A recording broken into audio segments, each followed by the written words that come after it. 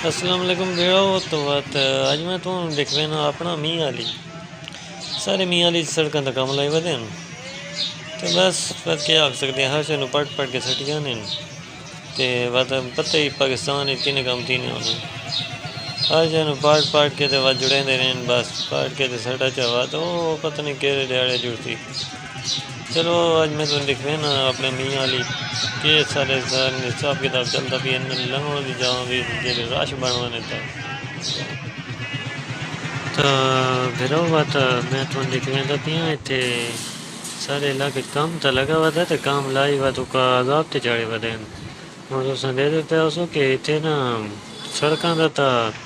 हाल बुरा की खा लेनो का पाट पोट के ते चंगी भली सड़कों ते बस इन्हें मुफ्त दे बिच पाट के ते पैप तो दबी करें लेकिन हूँ बई इतने पैप लाए ने तो हूँ इन्हों कोई सैट करो कोई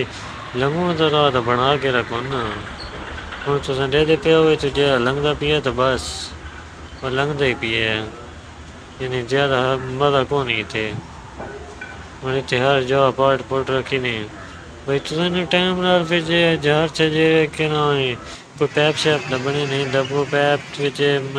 पैप रखो तो मिट्टी घटो तो कोई बना दो टाइम नाल इन्हें बस काम लंबा जो करना है। हूँ तुस देख सकते हो इतने हूँ भाई बस डेला डेला काम लाई पैन यानी टाइम नाल रोल लैन ते 2 महीना च काम पूरा थी बनया बस वो न करने वाली गल हुई बस इन्हें देखे दौड़े ते लगे पैन ना गल हाँ कौन नहीं ये भाई एक अंदाजे के मुताबिक मैं आदा 2 महीने थी गए नहीं ना यार हर शे पाट पोट के ते होले होले किने किने कचवा चालते रिंग दे बदे कोई वो गल कोनी भाई बना के टाइम नाल बने जा ये बस इन्हें ड्रामा बनाई बदे ये भाई इन्हें दुकानदारों की दुकानदारी भी बर्बाद चकी थी भाई बना हुआ सा तो हम इंतज़ार कर सकते हैं साढ़े 8 बजे जाइए इंतज़ार करूँ बस इंतज़ार ही कर सा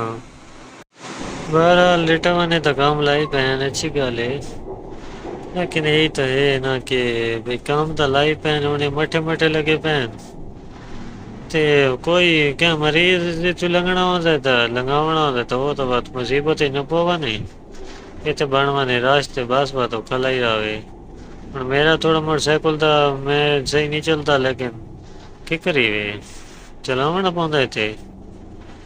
बस ये आख सकते हैं जो भाई टाइम नाल बनाओ ना बस दोस्तों मेरा तो चैनल में सब्सक्राइब करके ना तो सारी वीडियो में लाइक कर दो तो मिलते हैं बात किसी और वीडियो